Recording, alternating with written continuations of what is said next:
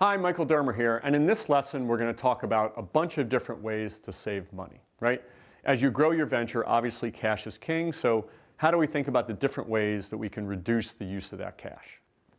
So we're talking about different ways to save money, and you'll see in this lesson we've got tons and tons of ways to give you some suggestions on how to do that, but let me give you a couple.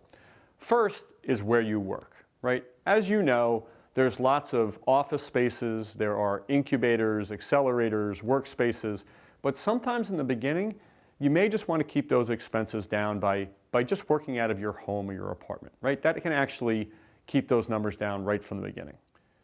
Next is outsourcing, right? There's lots of different products and services, right, that are out there that you can take advantage of that have expertise, right? So you might go and let's say you want to do a video shoot, right? And you're going to go and you're going to invest in a camera and you're going to invest in lighting, but there's lots of really qualified professionals that very cost effectively can do a video shoot for you. So rely on their experience, outsource those services to them, because remember, it's not like an employee where you have full-time cost and benefits.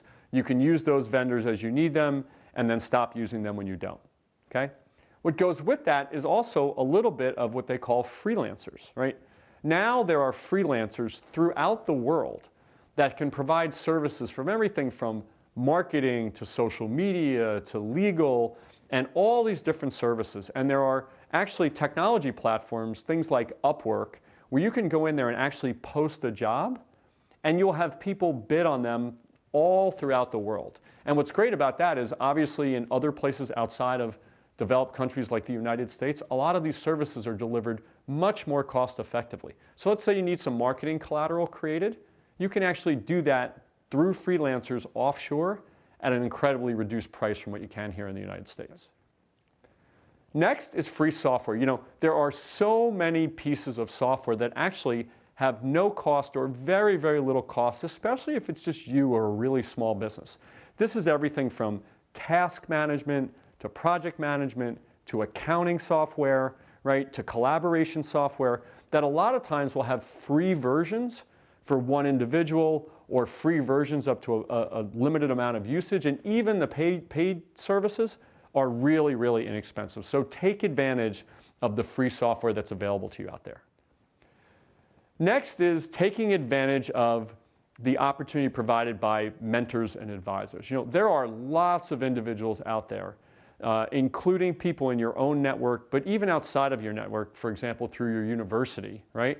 That will be mentors and advisors to startups, right? They find it really energizing to work with new startups on helping them with their business. And a lot of times, and in most cases in the beginning, they're not charging you anything for it. So you get the opportunity to get these really talented and experienced mentors that will help you along the way. The same thing is true with free types of resources that are made available to lots and lots of small businesses. So you have the Small Business Administration, the Small Business Development Center, as well as what's called SCORE, which is retired executives. All of those resources are made available to you for free. So they can actually be free consulting for your business to do things like write business plans and think about your business model and all of those different types of things. But they're free. Next is interns, right? A great source of really young, energetic, thoughtful resources are interns. So for example, if you went to a certain university, you can go back to that university and they will connect you with the different programs around interns, especially for entrepreneurial ventures. You know, everybody wants to be an entrepreneur these days. So you have tons and tons of interns that will come to the table and can provide bits and pieces of services for you.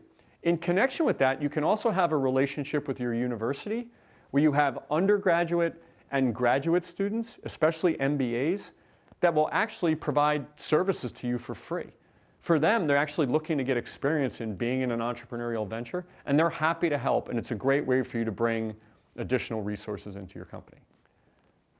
Another one that you might think of is bartering or trading services, right? So what you might do is say, hey, listen, we've got a product or service, and we'll give it to somebody else in exchange for what they provide. So let's say, for example, somebody like me does entrepreneur coaching, and I'm looking for marketing services, right?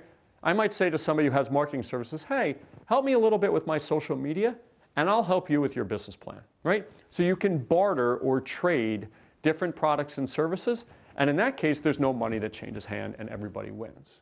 Okay? When you're developing your business, you're always trying to keep an eye on money.